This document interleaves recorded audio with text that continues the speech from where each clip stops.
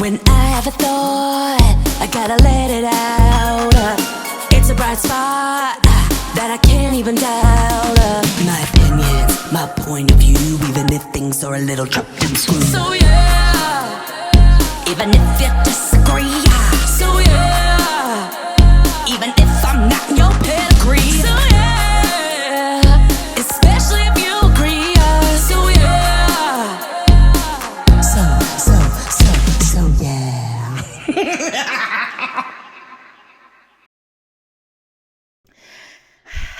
Good morning, good afternoon, good evening, wherever and whenever you're listening to it. Welcome to the So Yeah podcast with your girl, Caroline M. Diamond. And yes, I do look a little bit different than I normally look on the podcast because I went to Coachella this weekend and I am coming to you with the swiftness, Taylor, and I am going to give you my thoughts about my experience at Coachella. This episode might be a little bit longer than my normal podcast lengths, but I'm telling you, it's all worth it.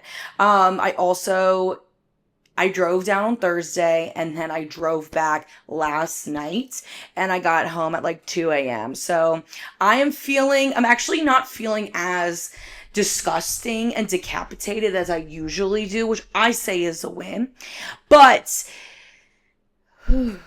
my fucking feet. Okay, this is 30, man. Honestly, like, being 30 years old and like doing a festival is just like so fucking hard. Like, I'm not even gonna lie to you. Like, it's hard. And it was mostly my ankles. My ankles were killing me, like literally killing me. So I want to first just talk about like the experience itself, and then I'll go into who I saw and my thoughts about them. I want to give a disclaimer right now. I know I have to give a lot of disclaimers for my podcast because people don't listen. So let me say it again. All right. These are my opinions. I feel the way I feel based on my life experience, my perspective, my lived experience, okay? So if you disagree, that's fine. You can disagree. You can have your own opinion as I can have my own opinion. But that's that, okay? Also, when I start talking about the actual performances, this is not to shit on anybody's creative process, creative vision, who they are as an artist. This is just how I feel about their performance, about what I like and what I don't like. I love glitz and glamour. I love a pop performance, okay? So some things hit and some things don't hit as hard for me. That is just my opinion. Okay, so when we're like talking about like the actual Coachella experience itself, it was actually, the first day was pretty hot and then it was like super windy the first day, but actually after that, it wasn't like so bad, which like I will really take because I've been going to Coachella almost 10 years now and there have been times where it is hot ass crack. Like it is so hace calor. Okay. But this one wasn't that bad. So I'll take it. And the elements weren't so bad either. Other than the first day of it being windy, like I felt like I could survive. Yeah. Like the dust kicked up a little bit, but like we are in the desert. So like what are you gonna do? But I didn't feel like I was like actually gonna be a pile of dust. Like obviously I was blowing like dust bunnies out of my nose like later that night, but like that's just a part of the gamble. Okay, so I get artist pass. Thank you, Kevin. And I felt like I usually go weekend 2. But she got booked on a job this week. So I had to move my plans to go weekend 1. I know I literally said in the podcast that I wouldn't do that, but like, you got to stay flexible. All right. You got to be able to move with the times. So I went weekend 1 and it really just kind of reinstated for me why I don't like going to weekend 1. There's so many influencers and people and things. And I'm just like, I don't care. I don't care about the influencers there. And everybody like thinks that there's somebody. And I'm like, you know what I mean? Like, I really don't care that much.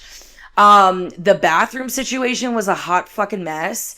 It was like always a fucking 15 ladies deep line at the artist's bathroom. I know that's like first world problems, but like I gotta pee. So it is my problem. All right. I think that, oh my God, the fucking traffic on the second day specifically getting in was so crazy. Like it took us 2 hours from leaving Palm Springs to get into the festival. Like I missed 3 songs of Addison Rae. I was not happy, but still I rise. All right, let's get into what I saw, how I felt about it. And once again, I literally said this 3 minutes ago and I'm going to say it again because people don't listen. I have to repeat myself so you hear it. These are my opinions based on my taste. Okay. So we started off the weekend incredibly strong, maybe too strong at 3 p.m., which was a fucking crime for Slater to be on at 3 p.m. in Mojave on a Friday. All right. I don't regret going, but it did set us up for a little bit of a all weekend long. Like it was really hard to recover from it. Also, like I was headbanging. And so my neck was actually decapitated for the rest of the weekend. I literally was like, help, ouchie, ouchie. It was really, her performance was so fucking good. Like I'm so happy for her. I don't know if I'm like just on gay TikTok, but my FYP was like full of Slater videos, and I'm really hoping that this has like been a really good moment for her because I felt it. So I hope that she felt it too, love and support. So I loved Slater. I recommend seeing Slater. After I saw Slater, I believe we had like a second to breathe, thank God. And then I saw a little bit of Dijon set. And I watched Dijon because like I think that The Dress is one of like the best pop songs that's been released in the last 10 years. Yes, it's a pop song. It's a pop song. Okay. And like my roommates really love Dijon. And like even if something is not necessarily for me, I want to check out why some people like him. So I watched like maybe like 3 or 4 songs, and I was watching it really good, but like not for me, really just not for me. And that's okay. That's okay. It kind of just sounded like it was a lot of noises. Like my autism didn't like those noises.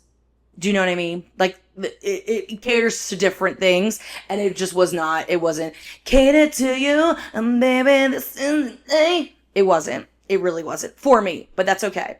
After Dijon, I saw Cat's Eye, and they're stars.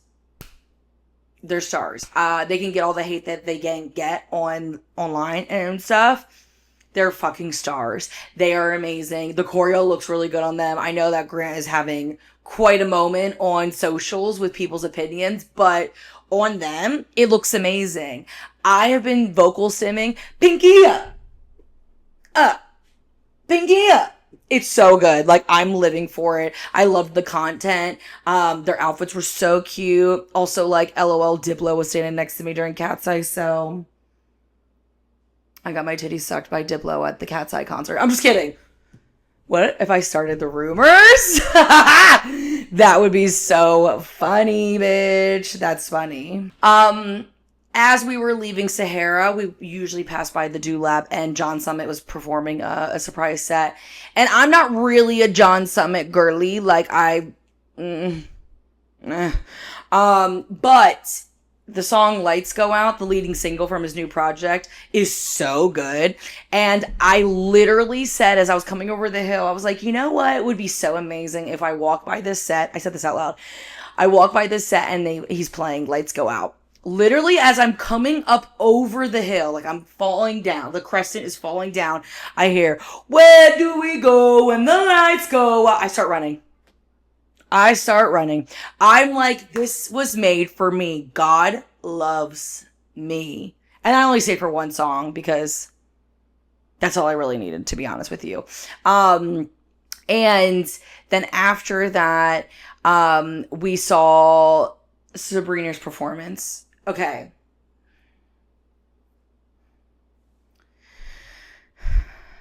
I am not the biggest Sabrina Carpenter fan. I've said it on the podcast before. I don't think that she should have been next to the headline Coachella. I still believe that. I think that I just wish I liked her music more. And I don't. I loved Short and Sweet, but I did not like Man's Best Friend, and the set list was very heavily Man's Best Friend, which, like, you do you. But at the same time, the thing with headliners, okay, let me move my fucking eye patches up.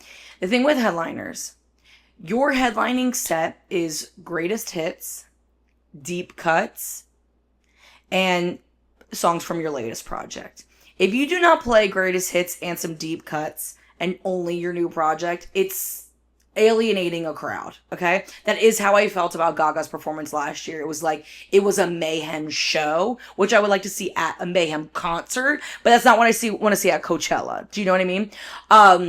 So I stayed for like 3 or 4 songs in the crowd for Sabrina, but honestly, I literally was fucking dying because of cranking it with Slater. Like I was crunked. And the dancing and like, it was beautiful. Like, what budget? Like, no budget was even close. Like, the first shot where I saw like, what was it, like 6 of those vintage cars, I was like, all of those cars cost more, have a daily rate that's higher than the dancers. Because that's literally how it is. Those cars are so expensive. I thought the monologue was a little too long in the beginning. Like, shut the fuck up and let's dance. I loved the choreo. Shout out to Byron Tittle. But I did have to leave the premises when I saw the dog furry dance. I hated that. Like, in what world was that necessary, in good taste, good, like, baseline, like, bleep, hated it. Like, I saw that and I was like, we gotta go through VIP and go to the artist compound. Like, I can't watch this. Let's just watch this on the monitor. And then also as well, like, when we were in the back, we were like catching like glimpses of the performance and like overhearing some stuff. Here's my problem with the way that Coachella has become. It has grown more into how does it gonna look on the live stream rather than catering to the live audience that is present on the field. I do have a problem with that. I think that it takes me out of the performance as a fan, as somebody who loves live art. I understand the need for the live stream and like making viral moments and doing all this kind of shit. But don't forget why we fucking started this in the first place was because it's a live show. It should be a live experience. And I felt like it was going to look so good on the live stream. And the clips that I saw later that day, I was like, oh, it looks really good on the live stream. Like, I'll watch it next weekend for sure. Like, I'll give it a chance, but I'm not standing outside for these camera angles that I can't even really fucking see. Do you know what I mean? So we were getting our wits about us backstage, and then we went to Disclosure, and Disclosure was probably still my favorite experience this weekend. It was so much fun. I love their music. Their visuals were amazing. They were stunning. I loved the visuals. And yeah, the crowd, it was just like, you felt it. Their music just like brings people together, and it's like they weren't just DJing, they were like playing the instruments like while the songs are playing, and I think that added like such a like different layer and texture. I will say they brought out a couple people as guests. They brought out Khalid. He did not sound good at all. Like, I don't know if he was sick. I don't know if he didn't do his vocal warm-ups. It was not good. It was pitchy. And he forgot the words like a couple times. I mean, it's just, can we just talk?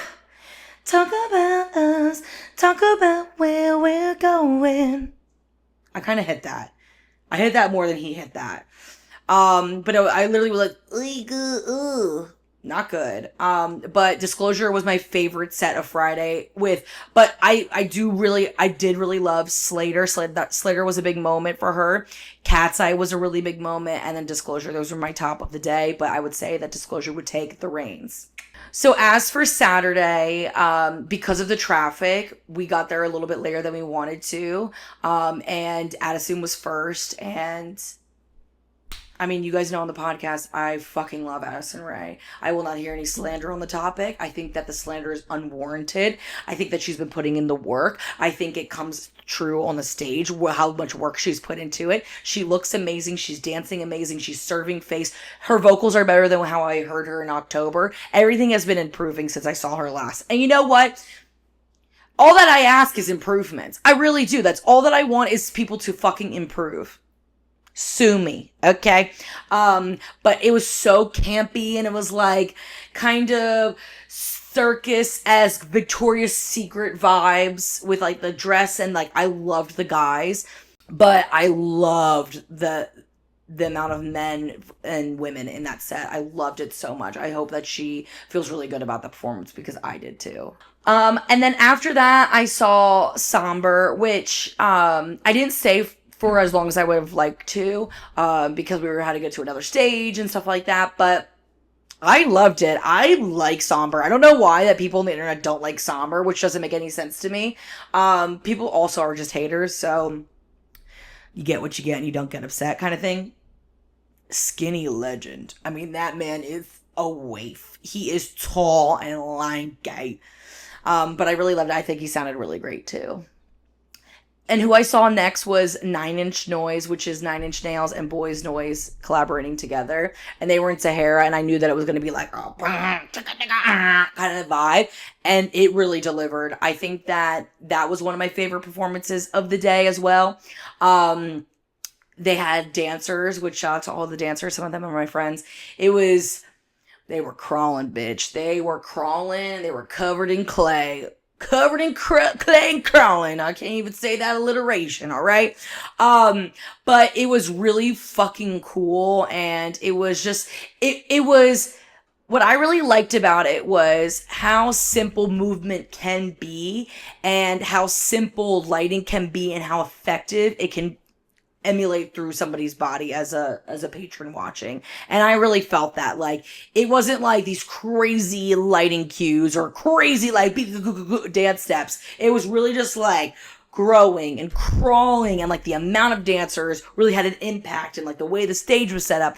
I really fucking liked it. So I was a really big fan of 9 Inch Noise. Yeah, it was really good. And then after that, I caught, because I was leaving 9 Inch Noise from Sahara and I had to go to Mojave, like, it was kind of like a trek, and I didn't get a really great placement. That's the only thing, is I wish I had a better, like, audience placement for Pink Pantheress. But let me tell you, I saw Pink Pantheress in 2022, 2021 at Portola in San Francisco. And when I tell you that artist then versus the 2026 Pink Panthers that I saw is a completely different person. And again, this is like the Addison Rae thing. I love and appreciate when somebody puts the time, puts the effort into artist development, knows where they need to improve, and acts upon it. I love that. I love to see it. I love to be a part of it. And I love to be on the artist journey. I thought it was so cute. I thought that the outfits were perfect. I think that her stage presence is way better. I love the dancing. I really, really loved it. But I do wish that I saw like it better, from a better angle. That was me personally. So I'll definitely catch the live stream next weekend, just so I can really like get all the shots and get the vibes. So after Pink, I caught a little vibe, a little bit moment of David Byrne, which I think that I personally would have never bought a ticket to see David Byrne, because that's just really not fully my thing, but he's iconic. Oh my god. Oh, wait. Skirt. We gotta go back to 9 Inch Noise. So we start to leave, and it's Kevin and our friend Casey and me. That's the crew that was running this weekend. And we were leaving 9 Inch Noise, like probably like 5 minutes before they were ending. And so there were still a lot of people in the crowd. So we're like exiting, and when you start to exit, like there's just, departs the Red Sea. So Kevin's leading, I'm caboose, and Kevin's walking, and then he gets like, somebody grabs his arm, and he's like, yo, what? And the dude was like, oh, no, you're okay, man. And then I guess Casey shot the guy. It was like a security guard, a bad look. And then they walk. I didn't really see that exchange. I just felt to stop because I couldn't really see that far ahead. And then as I'm walking through, I make eye contact with her, and it was Chapel Roan. So Kevin got grabbed by Chapel Roan security. She is not beating the security guard accusations, because it was literally like, we were just like walking through. Also, like, I don't give a fuck. Like, I really do not care. None of us care. It's just like, we're trying to exit the premises, and you're like, oh, yeah. I'm like, also, I'm not trying to take a picture of Chapel Roan at 9 Inch Noise. Like, bitch, who the fuck are you? I'm a brat when I'm bumping that. You know what I mean? Like, who cares? But it was just such a funny moment. It's like, we wanted to make a shirt that says, I got body checked by Chapel Roan security guard at 9 Inch Noise, and all I got was this lousy t-shirt. So that was funny. But anyway, going back to David Byrne. It was so good to see him, because I know that he's iconic, and I'm glad that I saw a couple songs. And then let's get to Justin Bieber. All right, let me push these eye patches up, because we got to talk about this. Okay. I am a believer. I grew up a believer. I love Justin Bieber. I have always loved him, and you know, he's had a hard life. He's been through a lot of stuff, and you know, I am very empathetic towards him and what he's been through. And I'm sure that we don't even know, like, we're not even scratching the surface of what he's been through. But I didn't like swag. I talked about it on the podcast. I didn't like swag. I'm not swagalicious, and I'm just not. I just didn't like it. It's not for me. It's not my album. I like the hits. I like pop songs. Like, that's just what it is. So when he started off the set, I knew that I knew he didn't have dancers, which I was like, ooh, okay. I know that it's not where he is in his career right now, but like, I love dancers. So like, give it to me. Give it to mama. And he probably did like 6 or 7 swag songs at the beginning. And I do feel like, I mean, some of them were good. I enjoyed myself, but it did hit a point where it was like, we need you to play a hit now. And you felt that in the audience too. There were so many people in the audience. It really felt like people were there at Coachella to see Justin Bieber. That's how the whole weekend felt. And there's nothing wrong with that. But there were so many people, and you could feel the energy in the crowd, because like, I was in the crowd. Of course, like, people who are getting filmed are like all the people that are at the stage who've been fucking camping out. So obviously those are believers. Like, okay, I'm not like gonna like stalk anybody's house believer, but like, those are like real fans. And so like, I'm out in the field, like, just experiencing it with like a bunch of people anyway. And the energy was real low. I mean, real low out there. And I do feel like the creative direction plateaued, like, after, like, the 3rd song. Like, the screen content was boring. The stage was boring. I was just like, and then when it's, like, 7 songs in, and he's still, like, in his hoodie and his sunglasses, I'm like, we need to see you. I know you want to hide, and I'm really proud. I was having a parasocial moment while watching him do these swag songs, probably like the 4th song, and like, I started crying only because like, I know how hard it was for him to get the fuck out on that stage and what that took for him to do. And I'm sure he like really loves what he's doing, but I don't love it. And that's just how I felt about it. Like, I know that he wanted to hide. He wanted to be like in this space, but like, you gotta perform, baby. You gotta like literally take your hood off. And he did eventually. He took the hoodie fully off, and then he took his sunglasses off, but like, it took a little bit too long for me. Like, we want to see you. And then so I was with Madison and Michael, and then we started like kind of walking, like they were gonna leave and go somewhere else. And I was like, okay, like, I'm gonna start, like, making my way. If he's just playing swag songs, like, and there was nothing creative happening on the screen. It wasn't like I was gonna miss anything without just, like, listening to it. So I was like, oh, I'll start, like, making my way through VIP and then to the back. And then we, like, split, and literally, like, 30 seconds later, he like, has his, like, laptop up that he was like, oh, live streaming. I was like, bitch, you ain't live streaming. I know. Come on. Come the fuck on. We know this is all planned. And then he does like back to back hits. And they're fucking hits. Like, the crowd, like, literally the energy flipped on its head. Like, everybody was like, wow. It was amazing. It did kind of I feel 2 things. I thought that it was really, kind of really beautiful that he was like harmonizing with his younger self and the key that it was in before. I did feel like it was just karaoke for him. And he didn't play the full songs. So, like, what? Uh, and not bringing out Jaden Smith during Never Say Never, I'm pissed about it because I saw him at Dijon. Like, he was like 2 feet from me. And I was like, bring him out there. Bring more people out. I don't know why. Like, the people that he brought out, I was like Kid Leroy was the first feature. Ugh. Thames, okay. Dijon, okay. Like, I was just like, where's Luda? Where's Ludacris? Okay. Come on. But like after he played all the hits and he like started playing memes and like weird shit, I was just like, okay, I was uncomfortable. And then I started to make my way to the back, and then it was, I mean, he played some swag songs that I didn't feel like I really missed out on anything creatively, like being in the back. And